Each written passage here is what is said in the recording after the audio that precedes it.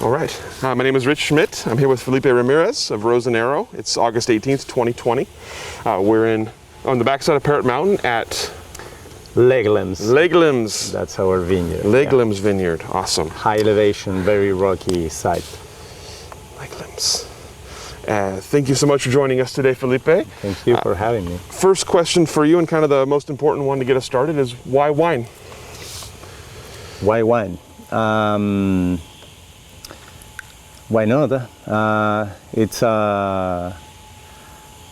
personally, I think that wine it's a very important part of the human nature, of the civilization. We've been doing wines since thousands of years ago, so I think there should be always in any family some people related with making, winemaking, olive oil, beer, chocolate, coffee.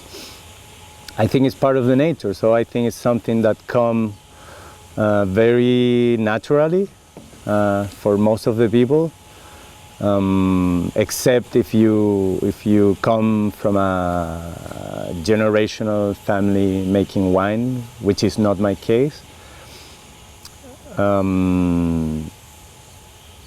I would say more in my experience, wine, I don't know very well how I went into wine. I was always aware about the things that I don't like to do first. And I always follow that path, and I try to, I'm very sure always about what I don't want to do. Less sure about what I want to do. I come from a family on the side of my mother, very related with cooking. We have my grandfather was a great chef, my uncle too. So I've been always involved in the flavors and very interested too. I think my mother took care of that to teach us all the family about the simple things, about to learn how to enjoy flavors and aromas and cooking. Kitchen was always the main part of our family house, and it still be. We met for that, for cooking and celebrate and enjoy having a good lunch or dinner. So that was very naturally for me. And then my dad, my father, he's an agronomist. He's a pretty good entomologist. You know, these guys that take care of insects. So I grew up very related with all this insect world. I remember when my dad was coming home with bags of alive insects, and my mom was crazy about that. And that bring me a lot of information too about the technical side of the growing. My dad was working mostly in the forest, doing some biological control in the forest. He had a lab where he was reproducing insects to control another insect. So I think I have both sides of the science and the natural world, and the more feeling and soul side of the cooking and the flavors and aromas, feelings. So when you match that, you approach pretty much to something that you can be involved in the production of something noble, like wine in my case. which is one of the things that I respect more. It's all these jobs that people do to please the rest of the world. So let's take wine, cheese, bread, olive oil, coffee, cacao, chocolate, and if you put all that together, you can grow a happy table, right? When you have all that products in the same table, and all that products are very good quality, and they show what they come from, people can get super excited. And I think that is something that all people involved in this, not just winemakers, but all the people that make this kind of special products, we share that that proud, and we are happy when we see people so excited when they taste something and they discover new flavors. So I think taking aside all the things that I don't like, plus all that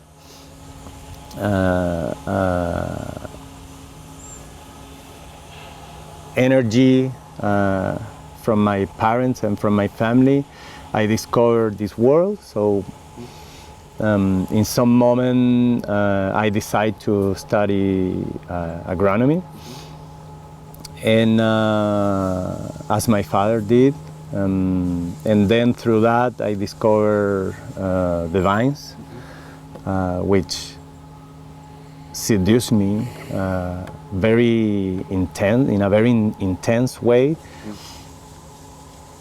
because I discovered a plant that could grow almost everywhere, and that blew my mind, and then I went into that and connect with the wine, and that opened all of that feelings that I have from I was a kid, with the kitchen. I think my mother did the best to take me apart from being a chef, because he saw a lot of things in the family that sometimes went very well, sometimes not. But he could not do that with wine. So even if she was kind of worried when I decided to move on into this world, I don't know why, but finally it's something that take me and passionate, and it's the only thing that I like to do now as a professional. Yeah. So tell me about, you've mentioned a lot about kind of growing up. Where did you grow up, and when you decided to get into wine, what was your first step? What was your first step into the industry? When I grew up first, well, have you seen my accent? I'm not from here. I'm not English neither. I was born in Patagonia, in Chile, like 500 miles south of Santiago, which is the capital, and it's in the center of the country. A small town called Valdivia, which is the beginning of the Patagonia, which is very, very similar than here, very similar, with less people and less development, of course, but big forests, big oaks, a lot of lakes and big rivers. Well, we have the Andes, like here you have the Cascade, but the Andes are a little bit big, so you have glaciers coming up from there that connect with rivers that go to the Pacific Ocean. So beautiful green and blue area, and those colors stay with me always in my eyes, and these are colors that I'm always looking for, the green and the blue, and it's something that I found here. So then in some point all the family moved to the capital. Sadly, Chile is a very centralized country, so there's a lot of, it's like a magnet that takes people coming to the capital. Half of the people, half of the country live almost half of the country lives there, which made things bad for the rest of the little town. So, but we moved there, and so I grew up another part of my childhood there. During dictator, was a kind of gray, I think, time, especially for my parents. I think they did the best to make us feel like happiness. I had a very happy childhood, very, with all of my brothers and sisters. And then when I decide to study, well, I jump a big part, but just coming to this wine world. When I decide to move to agronomy and connect with the wine, I went to study in the Universidad Católica, which is there is two universities in Chile that has the career for enologist, and one of them is that university. So I study agronomy there, and then I took the specialty of viticulture and winemaking. Then I did my exam, a special extra exam that you do for the Association of Enology in Chile, and then you are officially a graduated enologist or winemaker. At that time, like when you're young, you want to see the world. Well, maybe not when you're young. I think it's something I would love to do that always, discover the world. But at that time, it's very easy to start to make this flying winemaking. So I did, my first travel was to US. I went to Sonoma. Then I did another harvest in Chile, and then my third harvest in this planning winemaking, flying winemaking, was in France, and that touched me very deep because of the way they live the wine. I found that much more natural and out of this excess or out of this kind of Disney World park that some projects create to get the people attached. And I love it. I love the way they match their food with the wine, which is something that makes me feel very comfortable, because it's something more natural for me. It's the way I grew up finally. And that stayed in my mind for a while. So then I came back. I spent like 4 months in France. I came back to Chile, and I took my first permanent job in a small project called Terra Andina, with a great winemaker that teach me a lot, especially about the techniques, especially about winemaking. He's a very technical guy, Stefano Gandolini, an Chilean-Italian great winemaker. So I spent there, I would say like 4 years.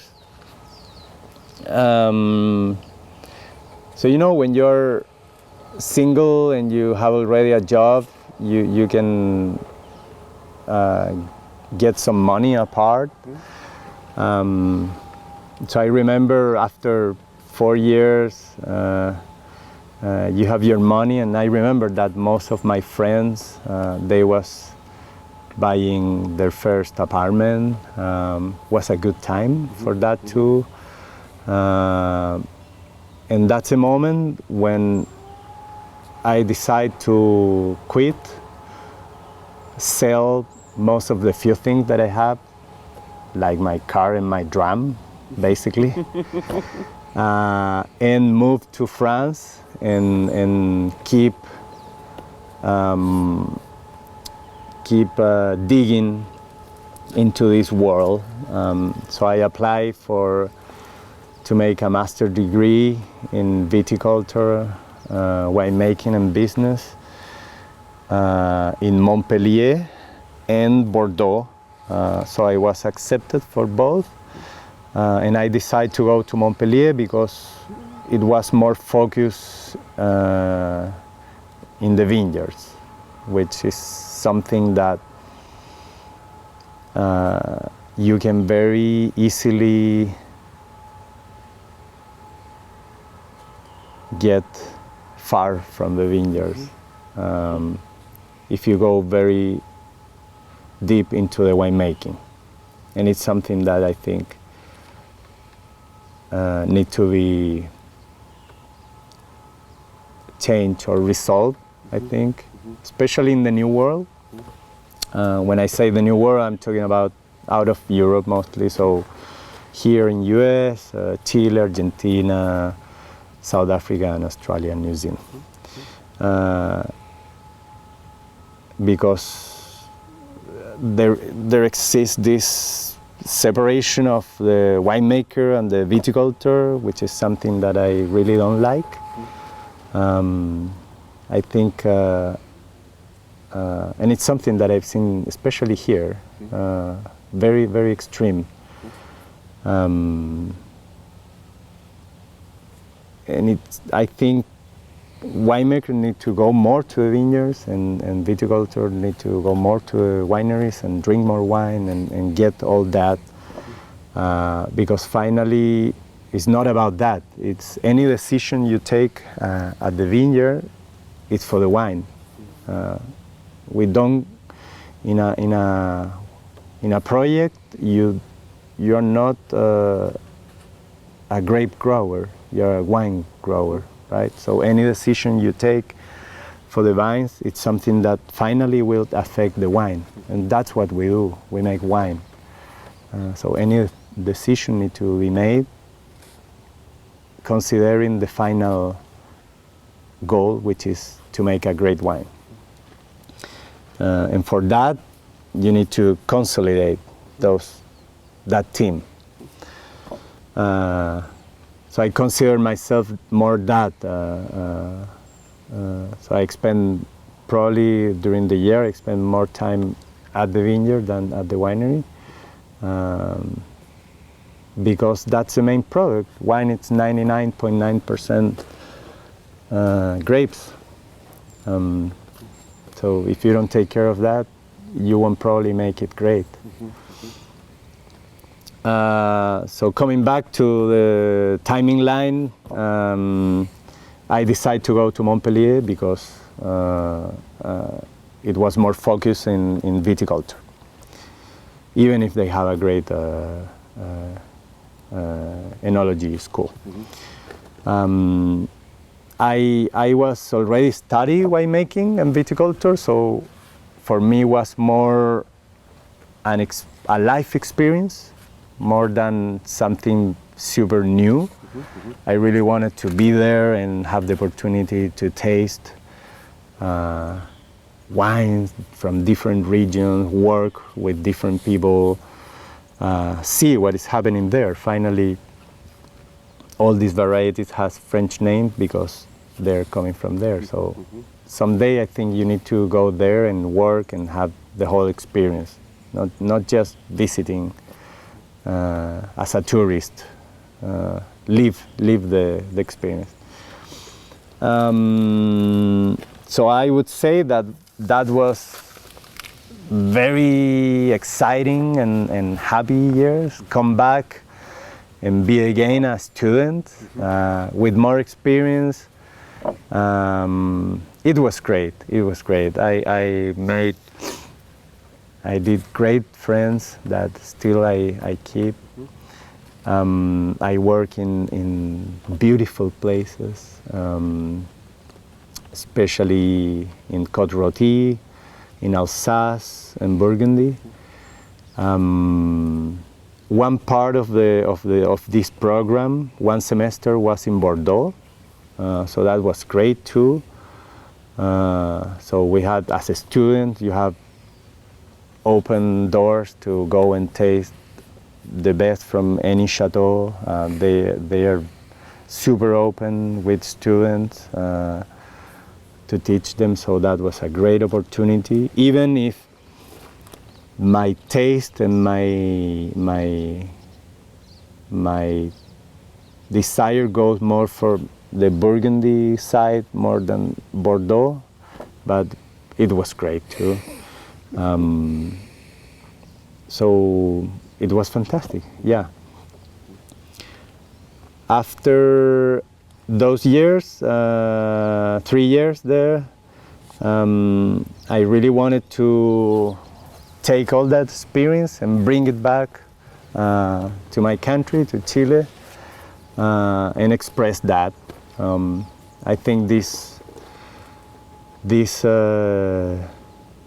job, this be a winemaker, it's about to express yourself too, and that's something important.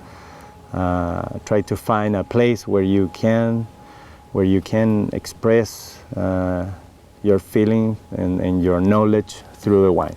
It's a real combination of science and soul.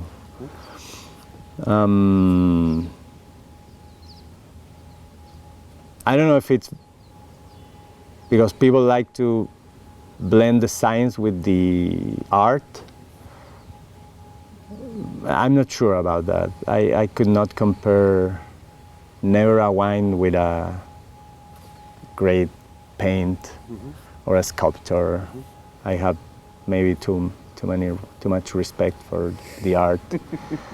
But there is a part of that because there is a lot of guts on that, and that's something that you realize that I never realized at the beginning, but that I now, after 20 years making wine, I realized that in some moment you can follow your guts and the results can be amazing. I think at the beginning you really need to follow books and people, but there is some point that you cut that and you connect with yourself, and if you take your time and connect with the vineyard, you can make it great. Yeah, that's very exciting.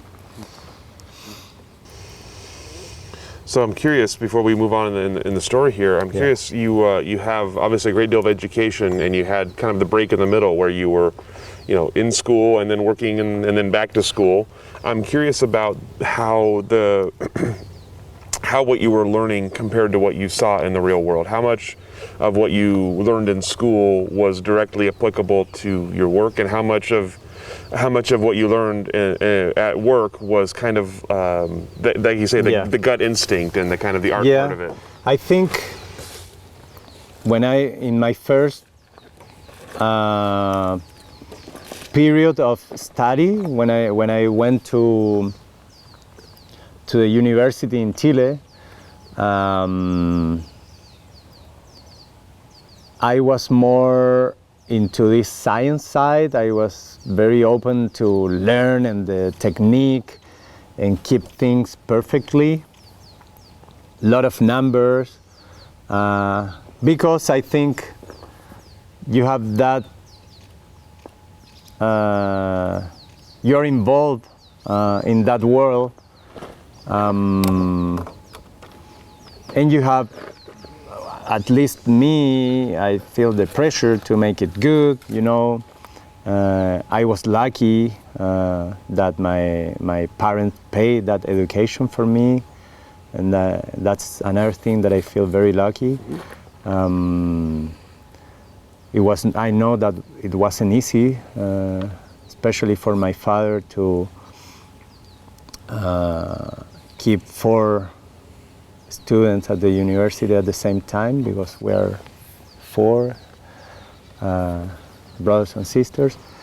So he works hard to make it possible and don't give us that charge to us, even if he could do it, but he never did it. So I feel very lucky about that. And at the same time, I always feel that pressure that I needed to do it well, and I tried to do it. Then, in my second period, when I did this master degree in France, I went on myself. Like I told you, I sold a lot of things. Then I took a credit with the bank to make it. So it was me. And I was much more open, like I told you, to have the life experience of that more than go again into study and see all that. And I think it was great to have that approach, because I think I get much more things than I thought. When you connect with that, you connect with people, and people, I think, when they connect with you, they are more open to show you his world, the vines and the wines. So I love that way, and that changed my mind.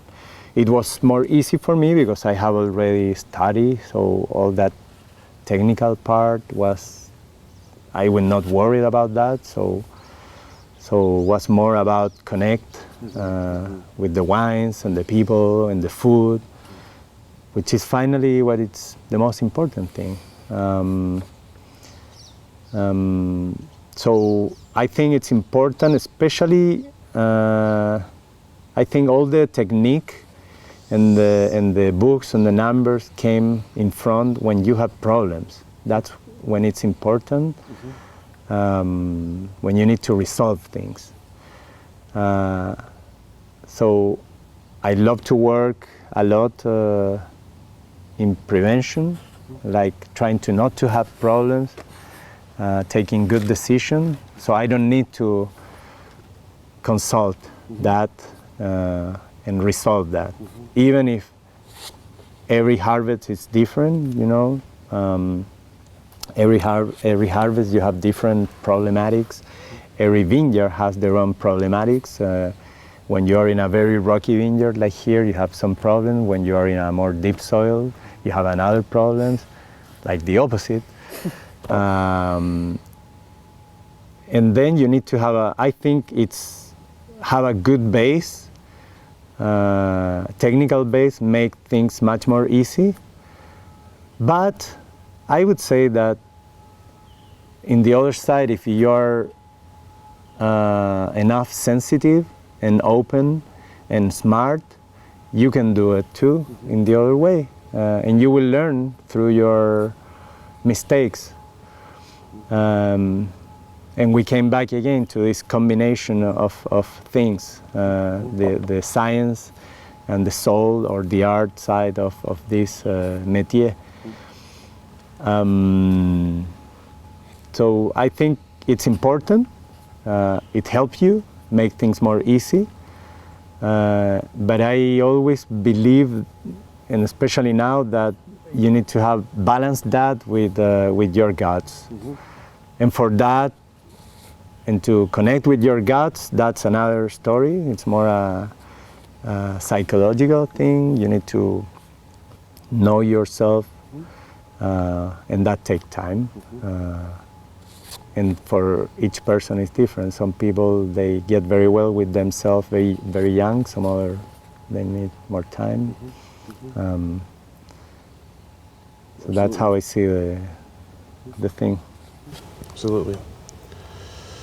So you mentioned you have spent 3 years in France with your master's degree, and you want to bring it back to Chile. So tell me about the next step for you heading back home. Yeah, at that time, I was in love with Syrah. I get crazy when I went to Côte Rôtie, and I worked 2 years there. One of my best friends are still there. So I wanted to connect the Syrah in Chile with the cool climate. And then I remember just before to move from France, I did a very good experience in Burgundy too. A friend introduced me to that world. And that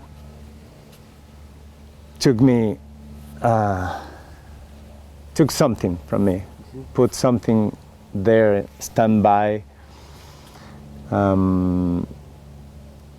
because I found that was the extreme of the complication, which I love. I don't think good things can be so easy, never. So you need to suffer that complications and understand to make it great. And I saw that in Burgundy. Like I never saw in another place. The level of complexity since the vineyard to the wines, but especially at the vineyard. The level of knowledge about the soil, the place, the commitment, the link with the food. It's a match. It's a great match. So that stayed with me. When I came back to Chile, well, since all my life, and I think because of my father too, I developed a lot of biophilia, which is this sense of the connection with the nature. So I always been very connected with that, including the humans, which are part of the nature, believe it or not. So I was always, since the very beginning, involved with biodynamic and organic practices. And actually, when I was at the school, at the same time that I was studying agronomy, I did a diploma in environmental studies. And then I went very deep into this organic, biodynamic, and permaculture world. So when I went to France, I was always interested to see that, to connect with these people, to meet these people, to share with people that was working on that way. So when I came back to Chile, I really wanted, that was part of the equation that I wanted to have. So I came back and I found a beautiful project that was interested to have me, which is called Nativa, which was actually the first organic wine project in Chile. That was started, I think, in the 80s. And when I was young, when I was studying winemaker, it was kind of a dream to work for that project. And that was the opportunity to be in charge of that. Wow. So I was very excited, very excited. At that, this project was part of another company, and that was finally was difficult. And and after several years, took me a lot of energy to fight, to convince people to go into that. So I was tired. That was a great experience. I learned most of the biological approach that I have, the organic approach and the biodynamical approach that I have with that project. And in some moment, there was another opportunity with a French family in a valley in the south of Chile with old vines. So that took me very strong. And at the same time, they was open to work with Pedro Parra, this crazy terroir consultant. So I decided to move there. So after I think 7 years, 6-7 years working, I moved to this beautiful project. It's called Bouchon, a Chilean French family in Maule Valley that really wanted to turn his world from Bordeaux varieties to more local varieties in a more Burgundian way, which was all that I wanted to do. So I started to work with Pedro, that I met him before. He's a Chilean guy, so it's a small country. But that was the first time I worked with him and blow my mind at the beginning, see all of this approach to terroir, to the soil. He's a guy that works a lot with the guts, with observation, with being there, and that helped me a lot to move into that. So we did, I think, a nice turn on that project.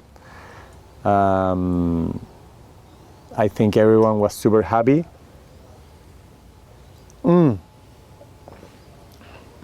I forgot a very good detail, sorry. We need to rewind. When I was in Nativa, before to move to Bouchon, at the end, when I was trying to see what was happening outside, some friends connect me with Louis Michel, the Jeveler, because he has a project in Chile too. Because they needed, they wanted a guy to come for harvest time, to help just for harvest. So they called me and I was super excited because I knew who was him. And I said, wow, Oregon. They was starting to develop chapter 24 here. Louis Michel with Mark Tarlow. And at that time, Mikey Etzel was the winemaker. So pretty good team, right? So he invited me to come and help Mikey. And I was, wow, that's amazing, but I need to, it's gonna be for a month and a half. So I start to note, okay, I have all these days pendant vacations. So I put all that together, and I took permission to come for 1 month and a half. So in my company, they was open to do it, and that was great. So I came in 2013. That was a very intense year, one of the most intense year of my life. Was the year of my son was born. 2013, and was the year when we decided to start a family project in Chile. So many things, like many balls hanging.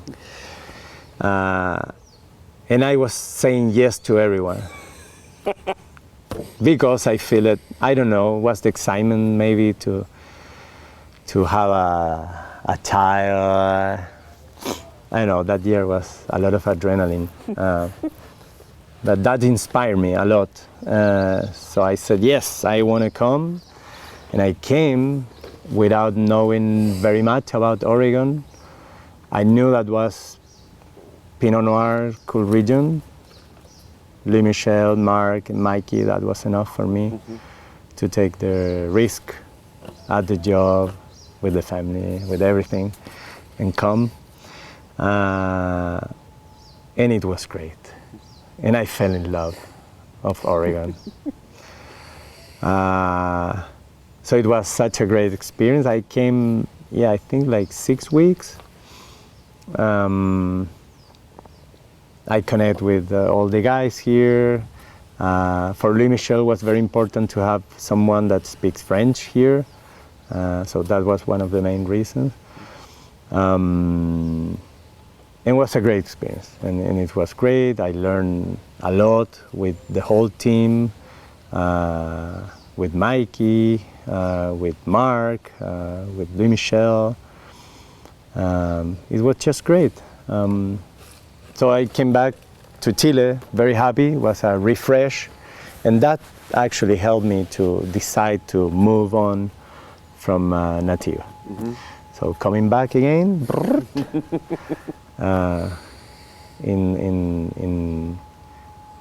then I start to work for these guys, for Bouchon, working with Pedro in granite. Very exciting, old vines, granite. And the beautiful thing there was that we make a big turn on that, and everyone was happy, and now it's a project that they are doing pretty good with beautiful wines.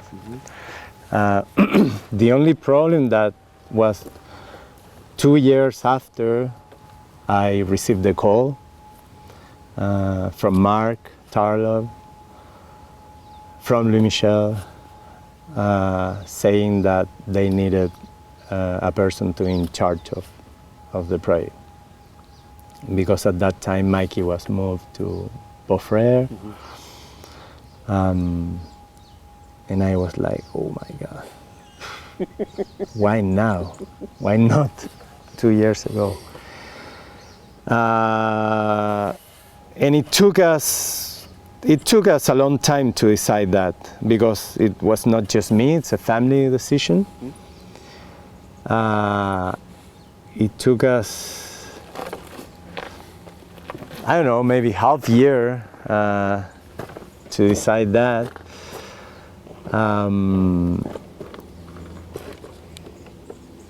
We was super happy in Chile as a life, and me personally too, working. But then Pedro was about to start consulting for this project, so one more guy calling.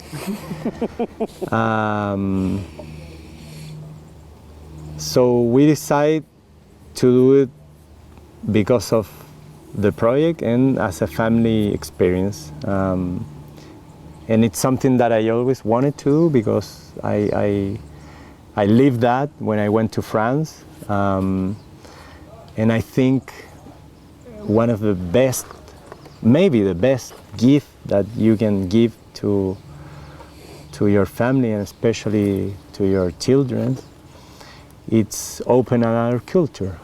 So when you open, and the key for another culture, it's language. So when you give a new language to your son, you give the key, and you open food, movies, books, people. So it's a whole new world, and it's what happened to me when I went to France. When I learned French, and I started to dream in French. I remember that day. I remember exactly that day. The first day I dream in French. And you wake up and it's like, oh my God. And that's how the brain works, I think. There is some moment that something is open and start to work. And that's how you realize that you never use the whole capacity of your brain. We use a small percentage probably, I don't know. So give that to my family and to my son. It's a great gift. So it took me, that was part of the decision to say yes. We knew that it's never easy here, I think. It's a powerful country. But we took it, and in 2000,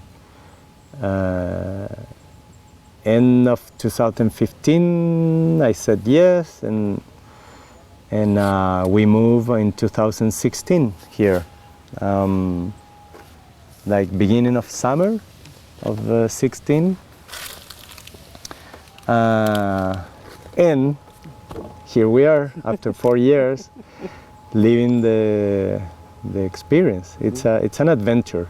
It's an adventure every day, and I love that. I love to wake up in a place that challenges you culturally, because it's not your language, it's not your culture, and I like that. I learned that when I went to France, and I think my family enjoyed to do that too. Of course, we miss family, friends, our culture, but it's part of the moving, it's part of the adventure. So we moved in 2016 here. It's amazing, an amazing journey so far. Tell me about the project that you came into, about the Mark Tarloff's project that you were taking over, and sort of what's happened with it since you became part of the team. Well, I met Mark and the whole team in 2013, so I knew where I was coming. A very challenging ambient and project. Mark is that kind of very big brain guy, and you can see him, his career. I mean, when he gets boring, he just change, but he always want to be top, in the top. So he started as a lawyer. He was a very good lawyer, the kind of lawyer that writes speeches for the president. And then he went into the movies, and he wanted to make a director and producer, so he produced and direct many movies, some of them like these cult movies. And then in some moment he connected with wines. He can tell you the story much better, but I think was one night when he was with Sigourney Weaver in a restaurant that was managed by Larry Stone. Well, whatever, but And then he said, okay, and he has a great palate, he's a Burgundy lover, so he said, I want to make the best Pinot Noir, so let's go to Oregon. And that's how he started, even in land, bringing a dream team with Larry Stone, Dominique Lafont, Rush Parr, himself. And you see that most of that team, those people, they have their own projects now. You have Lingua Franca, you have Walter Scott, Ken Palo was working there. So yeah, I mean, you never know how things will finish. So, and it's something that I learned from and it's something that I like from Mark, that you need to go for things, because you never know how things will finish, but if you make things with passion, I think you can make changes for many people. Even if things don't work as you wanted, but you will make an effect that will take people and change things. So in some moment when most of the guys left, even in land, Mark decided to come back and make something with Louis Michel. Lee Jeveler, the red pant guy, very famous in Bon Romanée, has a beautiful domain, and he take care of one of the, I think it's the smallest appellation in the world. It's called La Romanée, and beautiful wines. So they start chapter 24 in 2012, but then I think it came a different approach, because this time was not about just to make a great wine, was to make great and unique, right? And the way to make that, it's they took the path of the soil, of the terroir,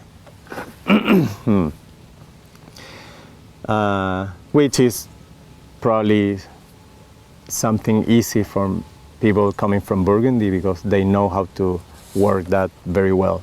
It's like the extreme of the wine world on that, right?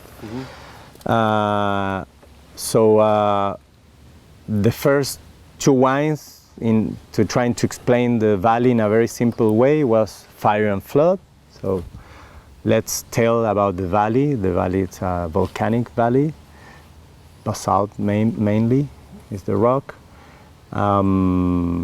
But you know that 12,000 years ago, we have this big flood coming from this big lake that was huge. There is two things hard to understand that phenomenon. It's the timing was thousands of years ago, and the size of that. That the research tells that flood was, if you combine all the rivers of the world and you multiply that 10 times. So incredible. It's hard to see, I mean, right? But that changed the reality here, put a lot of sediment over the beautiful basalt. So you need to go a little bit high elevation to find the basalt, over 350 or 400 feet, right? Even if it's very mixed, but that's more or less. So they create these two wines first, and the first years was about explore the valley, doing a lot of vinifications in small lots, trying to understand what we like, what we don't, the soils and all that. The next step was hire Pedro to get more information about that and jump into Rose and Arrow, which it's the project that take all the information about basalt and craft these 7 or 10 different wines, all from basalt. And that's when I came. That's a moment when I came, when Pedro came. And we start to go very deep into this. Like a black hole that took us. So we changed our way to work totally. So we went very into soil pits and electroconductivity to map our vineyards. So we collect a lot of information, very valuable information, that helps a lot to take decisions for planting, take decision for vineyard management, take decision for vinification. So it's all information that if you understand and you make it work, it will probably make better wines. Because again, we make wines. That's the final goal. So we never forget that. Everything that we do is to make it great wines. So he came with this, Mark came with this Rose and Arrow project, and that's where we've been the last 4 years, trying to craft these wines, understanding the rocks, understanding the basalt, understanding how weathered, the level of alteration of those basalt, where are the basalt, how deep they are, or how close to the surface. And it's messy. It's messy because it's volcanic, so it changes very fast. You can lose the basalt in 4 feet, and that's another flavor. So that's what we are trying to keep, those flavors from the basalt. And that's why any of those wines are a few amount of cases, so between 95 and 250 cases each wine. And we can't grow on those wines because it is that piece of land where it is. We can grow if we do more wines from all the different sites. That's our way to grow. So it's kind of complicated to explain, complicated to sell. So you need really people very into this, that appreciate this kind of product. That, again, these are simple products, right? We're not talking about anything complicated. It's wine. But it's wine from specific outside. It's like we're talking about ham, but let's go to the Pata Negra ham, that special pork that eat acorns from that place, and that's why you will never reproduce that ham anywhere. You can do your own thing, and maybe here we can have our own pork, and he can eat hazelnuts that we have a lot, and that will make the most special ham, and it will be something unique. So that's what we do. We have we don't want to make Burgundy here. We follow that philosophy in the what they say, the savoir-faire. The know-how, but this is Oregon, so we want to do and show what it's Oregon here with basalt, which is very much different than limestone. So there it's all limestone. They have limestone everywhere. This is basalt, and we don't have it everywhere. You need to find it, so you need to scout and explore a lot more. It's more difficult, and that's why I think if you think about great wines coming from rocks, if I ask you, well, tell me 10 great wines coming from limestone, and you can tell many, because you have Burgundy, Barolo, Barbaresco, part of Champagne. I mean, you can name 100 here. You can put in the table. Then if I ask you, well, tell me 10 great wines from granite, it's a little more difficult. 10 great wines from schist or slate, more difficult. And then 10 great wines from volcanic.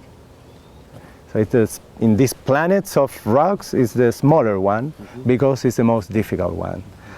The clay that provide, and this is something that we've seen and we are still studying, but I think the clay that comes from volcanic is very much different than the clay coming from limestone.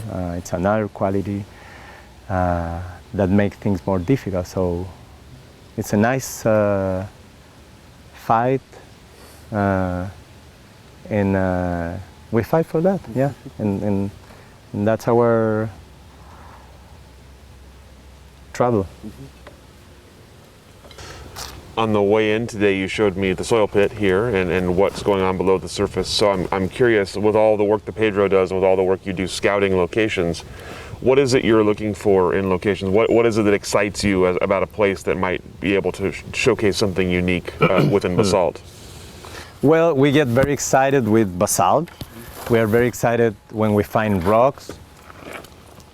So that's what we love. But a rock can be weathered in different ways. It can be very weathered, like Jory, which is a very high alterated basalt. Or you can have a soil like here, super rocky, hard for the vine, that you need to wait for the fractures, and the roots can go there into that fractures and take something from there that we still don't know what it is. We know that it's not proven that plants can take minerals directly, mineral flavors from the soil, and express and put that into the grapes that we transform in wines. But there is something, and that's very clear for people that taste wines. They can easily recognize what people call minerality, which is a very abused word. It's like sustainability. Everyone is using it. But there is some energy put it in the wine that you can feel in your palate, and it's more about texture, right? And I think that is something that I've seen in my 20 years making wine. I remember my first tasting with sommeliers, and the sommelier was like an hour with the glass just smelling and describing aromas. And now it's about to drink and feel that sensation. It's more about the palate, the edginess, the sharpness of the wine, the grain of the tannins. It turned to that. And it's great because the most easy to find in a wine, it's aromas and flavors. Grapes are fruits, so anyone can make fruity wine at home. But the thing is how you add layers of complexity into that fruit profile, and that's a thing. So that's what we do through the soil, add layers of complexity over that fruit, which is very important to have it, but it's the most easy thing because grapes are fruit. So fruity notes are a lot, especially in Oregon, which is kind of nice weather. We can't complain about the weather here. It's cool, less and less cool.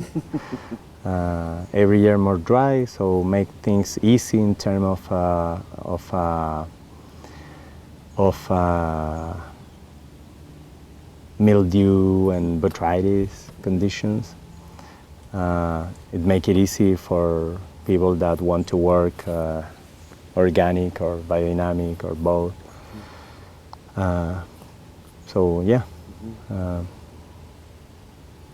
You talked earlier about your kind of vision of yourself as not a winemaker but a wine grower, and how much time you spend in the vineyard with your grapes before they come in. I try to spend most of my time there. I just go to a winery when I need to go, and I get bored very easily. But I know that I need to be there because great wines, it's about details.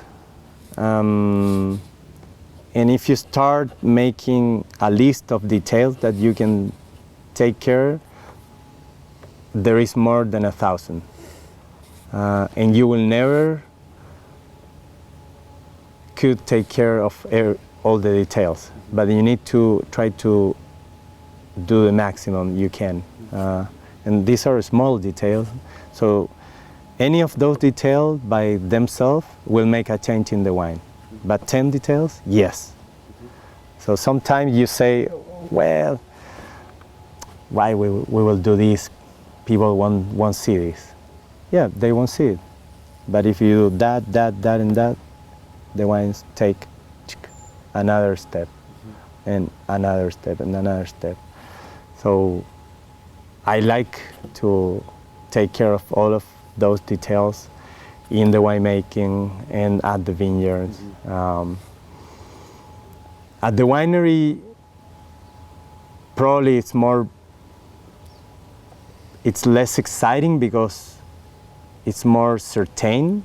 I mean, you don't have the weather factor, so you know that you do this, it's gonna happen this, and there's numbers in the middle. Here, it's where you really need to make a mix of what you feel about your experience, about how long you've been working with that vineyard, and that's something that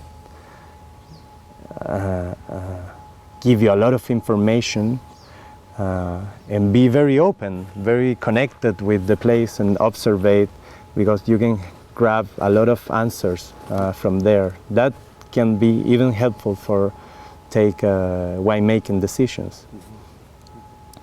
So I like to spend the most that I can there. It's never enough, but we have a great team.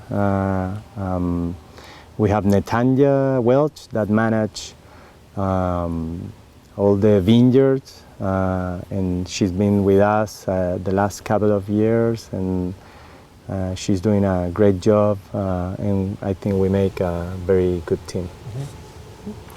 I like what you talk about the vineyard being the place that challenges you more, and the winery being the place where you do something, you kind of know what's going to happen. So I'm curious, as you're working a vineyard, as you're learning a vineyard, what is it you're looking for, and how do you come to understand the place and what you need to do to make the best possible wine? Well, the vines and the grapes, and when you taste the grapes, when you start tasting, since right now when you have variation, give you clues about what is coming, because every year is different. So you play every year with different conditions. I've been the last 4 years here. I'm sure there is people that they grow here, so they have all this experience about 20, 25 years growing the same place, and that's amazing. So what we try to do, because we know that we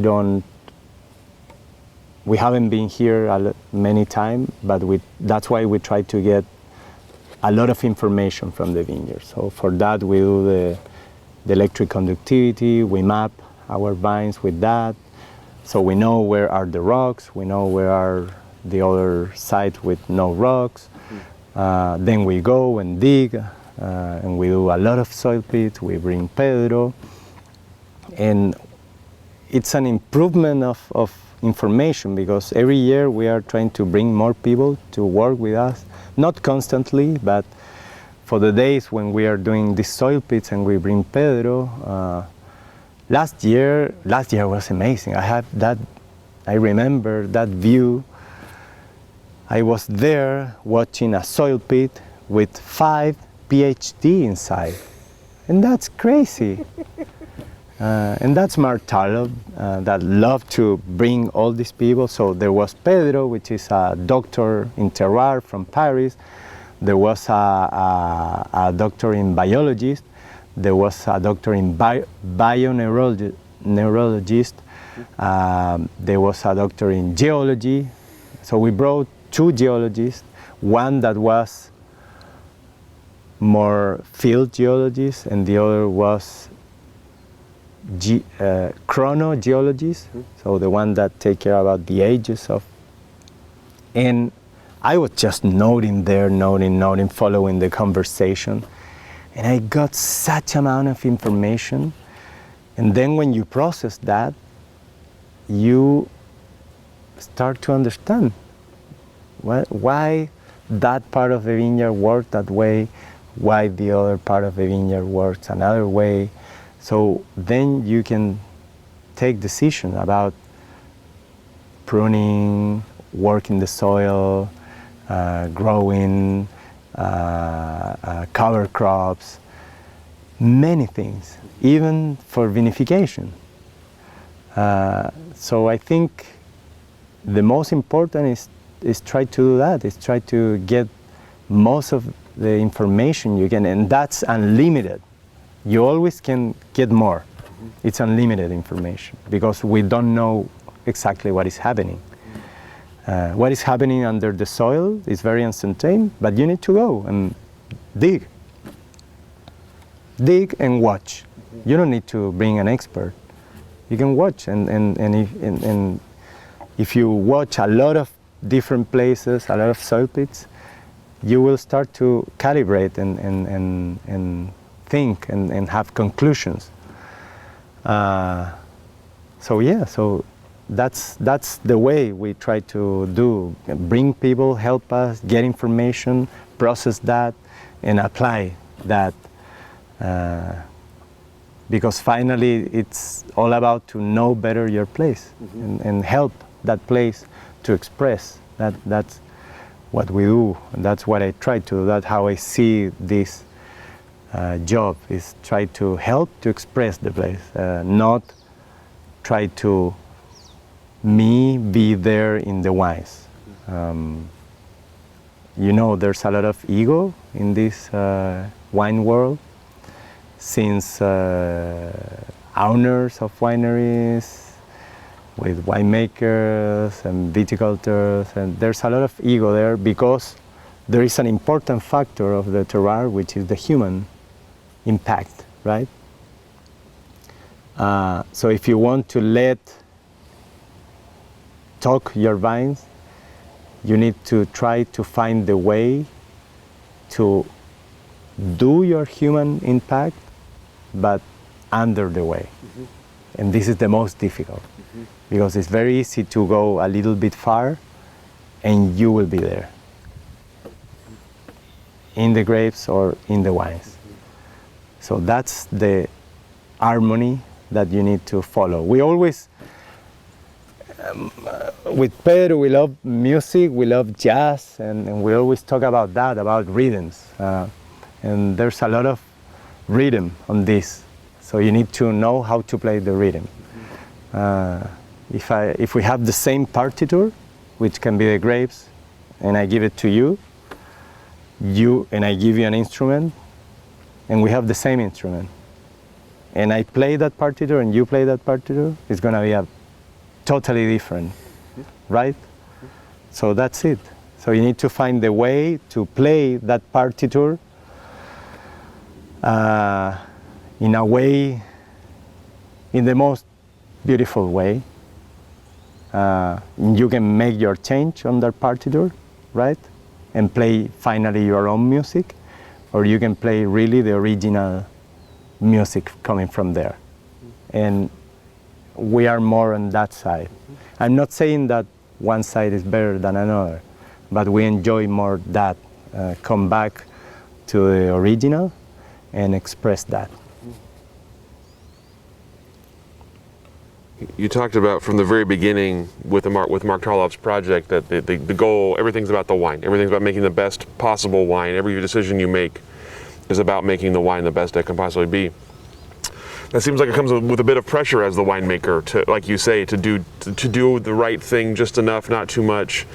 I'm curious about that. If that pressure manifests, do you feel pressure to make these wines a certain way or a certain quality, or is it more like you're going to take what you get and make the best you can from it? How do you kind of handle that pressure of trying to make the very, very best you can?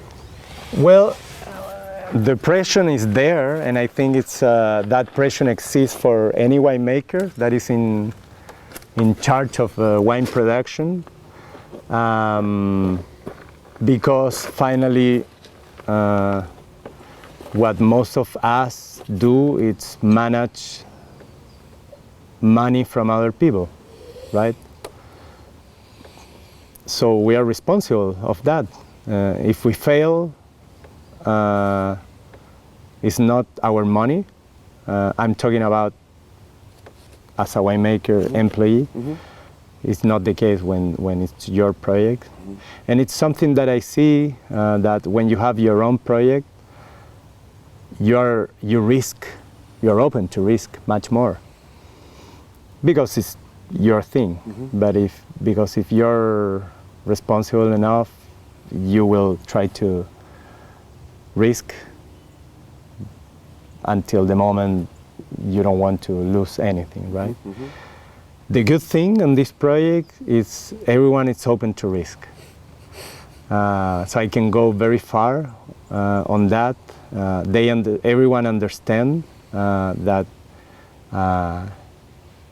we are trying to open new things, and for that we risk. Mm-hmm. When we take risk, and that's something that is very important for me. Mm-hmm. It's something that keeps me very motivated on this path. So of course there is a pressure always, the pressure of make it good, not to make mistake. But we are open to make mistakes because we know that we are working in a non-conventional way. Mm-hmm. And that's part of the path. I mean, finally it's the path. It's maybe not the final result. We have that in our horizon, but we enjoy the path, and we enjoy a lot because every year we are discovering things, especially at the vineyard, that keep us very excited. You also talked about finding people for whom these wines resonate, finding customers. I'm curious about selling these wines and about finding clientele who appreciate what you're doing. That's a good one. Most of our business is focused on that. I mean, for Rose and Arrow, in that customers that are probably most of them in cities like New York restaurants and New York consumers. Some in San Francisco, maybe Chicago. So we are lucky to have Mark there. He lives in New York. And we are trying to mostly sell this DTC, direct to consumer, because it's the only way we have to explain all this process and all this information that sound more complicated than what it is. When you put the example of this precious coffee or ham or chocolate, people understand very well because they love that. And they want to have that at their tables. They are able to appreciate that. So it's not easy. So and we are with this situation now. It's kind of special. New York is just starting to reopen. So we'll see. We'll see what we can do in the future. But that's why our production is limited, and it will never be big, because we can't, and we don't want. So, yeah, to create a special thing. Special things are never massive. It's an opposite things, right? So you can think that Coca-Cola, Coke, it's very special, but it's massive, right? So. You mentioned COVID-19. Obviously, we're dealing with the pandemic. I didn't want to mention that. It's okay. It's part of the timeline right now. So we'll just ask about it. We'll ask about it so we can kind of time capsule this moment. Tell me about how it's affected your wine life, and how maybe it affects kind of your view of the future for Oregon wine. Well, it's affecting not just my wine life, it's affecting my life. You know, wine, it's very social. It's a very social thing. I mean, you gather with people for a bottle of wine and for a good meal, right? That's the base of all this, huh? We make wine for food. Most of our wines are not made for tastings. They are made so you get your bottle, you cook something nice, and then you enjoy that food with that wine. So it's very social. I think, like most of the people, personally, it's bad, it's boring. We always want to show wines to our friends, especially winemaker friends, and enjoy and have dinners and picnics. And I'm from Chile, so we are social. We are Latin American, so it's part of our thing, and we don't have our family here, so it's all about friends, and we can't see very much our friends, so it's hard personally, but it's a moment, you know, and I think it's the moment of our generation. I think all generations live hard moments with all these world wars, with problems, dictators and things. Any generation live this kind of thing. So I don't complain. We need to go over this. We will go, I hope. And if not, we will need to figure out how to live this way. It was too easy until now. I never in my life suffered anything heavy like it could happen with our parents or our grandparents. So that's it. And it will be part of the history. And then in terms of more functional things, yeah, we are dealing with that. For the first time, I don't have any French interns.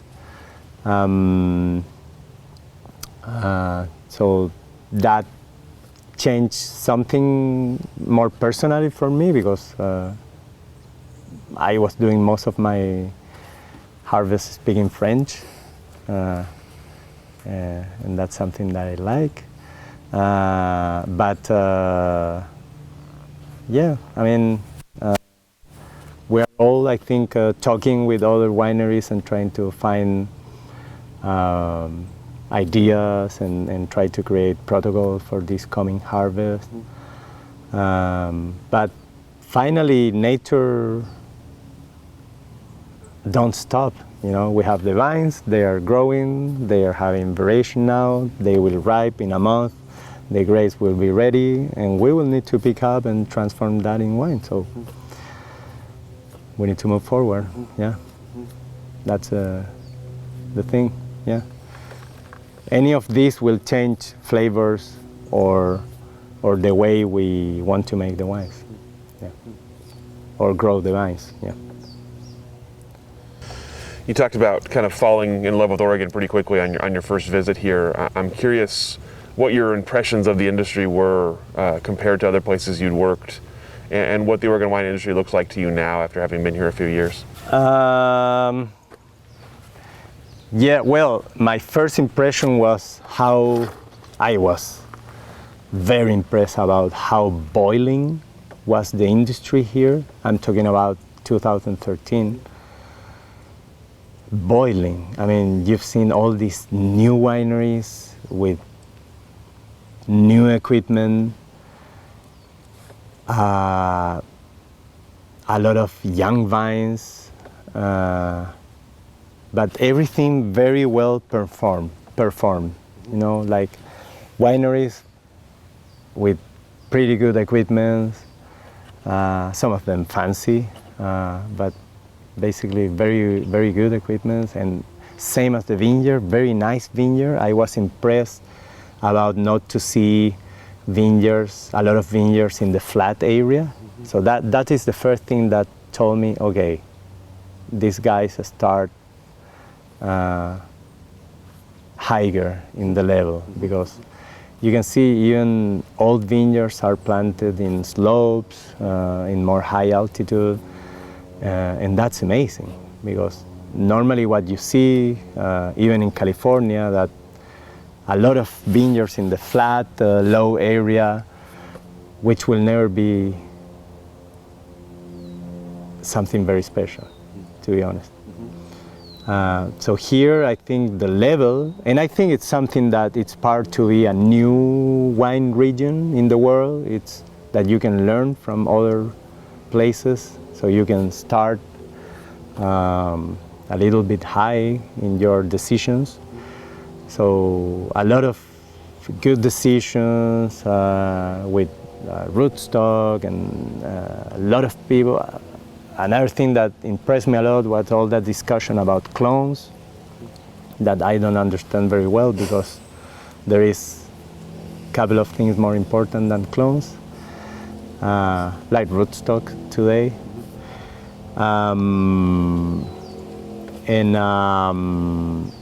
But yeah, I mean, it was great. I mean, since the very beginning, you can see that the first level was already very high. The average quality was very high. Prices are high too. So that's the thing that impressed me more. And then when I came back in 2016, the amount of new wineries, so still boiling. I mean, I come from Chile, so I know how hard it is to start a project of wine. We have a family project there. And just the fact to come from Chile is difficult, because it's far, it's another language, it's another reputation. So I was impressed when I came here and see, wow, how these guys grow, and they start a project and they go immediately to sell 1,000 of cases. So yeah, I think it's a combination of a trendy variety like Pinot Noir is today. Maybe it's the hottest variety in the world. Not the most numbered. I think it's still Cabernet Sauvignon, but it's trendy now. It's a sign of quality wine. So Pinot Noir plus the right weather, cool climate, and this great investment that people did planting and in the wineries make it great. Mm-hmm. Yeah, it's I would say it's a hot spot in the wine world map. Yeah, totally. What about as you look ahead for Oregon wine? What's going to happen here in the next decade, let's say? That's a good question. I don't know if I'm the most appropriate to say that, because I've been here 4 years, stable. But if you see the wine world map and you focus on Pinot Noir, which is what we do basically, the question is, who is the next Burgundy? Because Burgundy is doing less and less wine, I think because of climate change, suffering with that more than us. They start peaking this week, so a month before us. That's insane. Can you believe that? Insane. That's one thing in Burgundy, and prices. So who can afford to buy Burgundy today?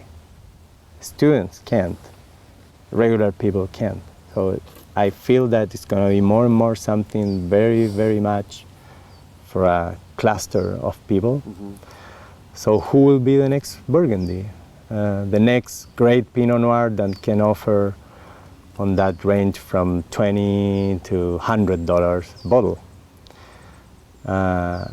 And that's the great question, because it's not just Oregon that want to be that. There is other places working for that. And I think Oregon has an advantage in terms of weather and knowledge, and that connection with Burgundy that I don't see any other region in the world, any other Pinot Noir region connected with Burgundy. I mean, you have here Dominique Lafon, Ligeveller, Jadot, Meo Camusset, Drouin was the first. So there must be like 7 or 8 big, tough Burgundy guys investing here, and that says something.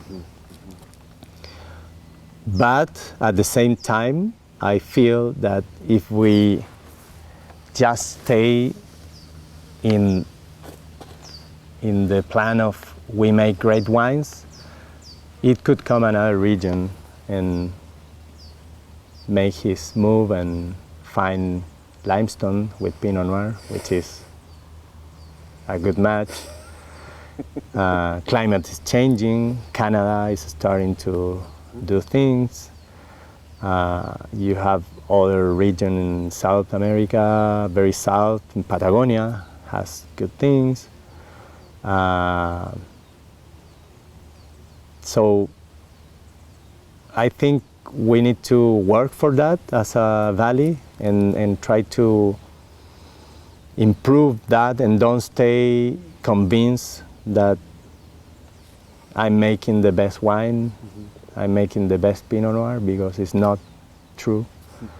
And I'm very critical with our wines and everything around, with the valley and all that, because I want to improve always, because it's something that should never stop, you know?